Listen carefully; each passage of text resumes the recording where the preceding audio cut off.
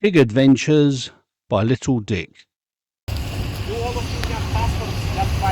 We've had a couple of days now in Ashgabat, so today we're going to board six 4x4s, and the whole team's going to travel down to a 4-hour ride away to a place called Devarza.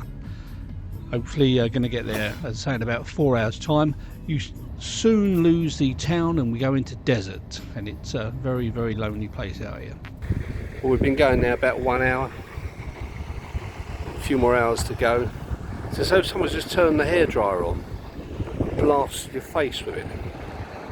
Very warm. I've been to some warm places before, but this is it's very warm here. That's what we're in for the next few hours.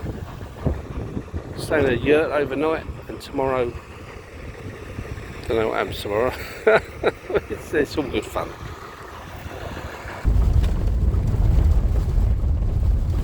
Well, it doesn't take long at all before the roads become absolutely atrocious, banging and crashing as we drive along, but we've only got about another 2 hours of this, so it could be fun.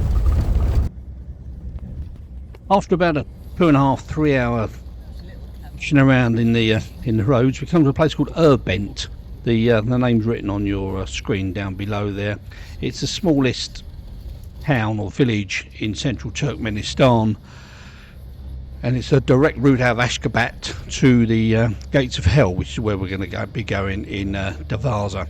There's not a lot there, as you can see. Lots of camels, a couple of shops, a few ruins. I'm not sure I'd want to stay there the night, but it's quite a nice little town. This is probably a good time to cover a few points. You must get a letter of invite through a tour company or similar in order to get an entry visa. No letter, no visa. Turkmenistan is a closed country and they don't allow any social media. You get email if you're lucky. I tried with a VPN, but that didn't work very well either.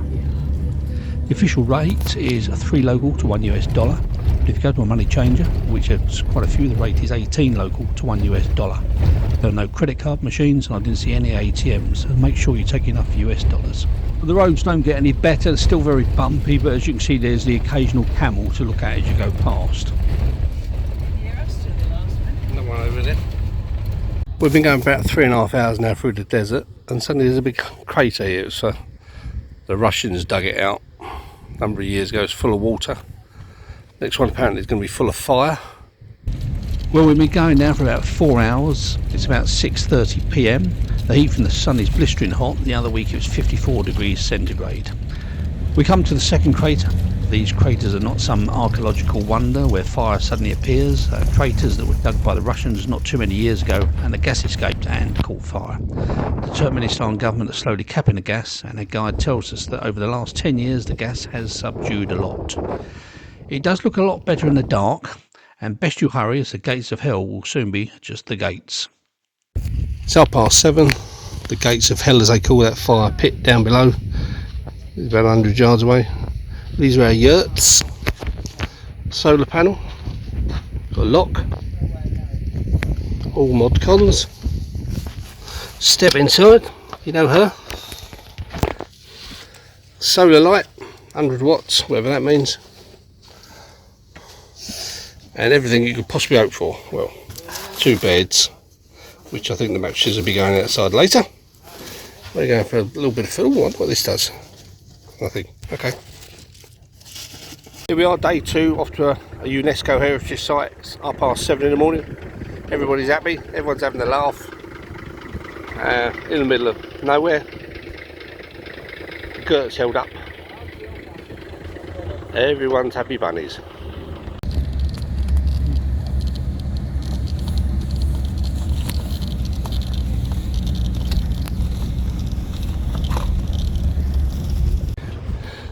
Well, certainly in the UK we do like a nice pothole.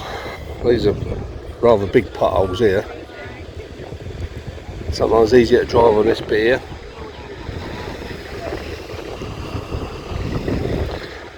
As you see, the vehicle's almost driving a zigzag, which is so bad. Must take you ages to get anywhere driving like that. Hopefully it won't kill the driver. Embarrassing.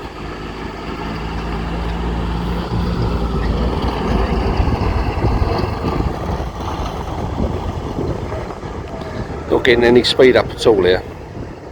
It's horrendous, these roads. I've just seen the sign, we've done 222 kilometres, well, to the end of a road, and there's, no, sorry, yes, 222 kilometres to go. After what seems like an eternity, and a definite visit to the chiropractor later on for my now bad back from the banging and crashing on the road, we finally leave the desert and go into what appears to be civilization. I say civilization, more greenery anyway. We come to the UNESCO heritage site close to Coin Urgent. The details are written on the screen. But not before we encounter so much dust you can't even see where you're going. I'm sure the driver knew what he was doing. I hope he did anyway. Here we are, another pile of bricks. Dates back to the 11th century.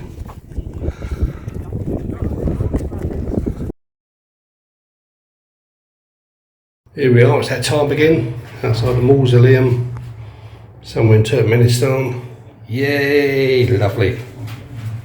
Fantastic. Bit of ventilation though, you can see. And up-to-date lock. After about an hour of leaving the UNESCO site, you begin driving through the several ornamental gates on the outskirts of the city of Dashoguz. This is about 10 kilometres from the border from Uzbekistan, making the city serving more as a transportation hub than a tourist destination. There's only about 180,000 residents.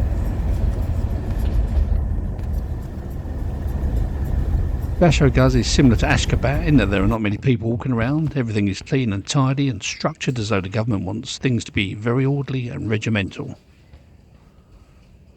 As with most of the hotels in Turkmenistan, it's government run, it's very clean, it's very tidy and ornate with gold fittings and a joyful cheap food and cheap drink. The Hotel Dashoguz in Dashoguz obviously didn't need too much creative thinking to get the name. It gets many comments from previous guests about being drab, having moany staff, no water, etc. It is fine, although the staff didn't want to be there, I must admit. Right, this hotel suited our purpose, and today we have a short drive to the Uzbekistan border.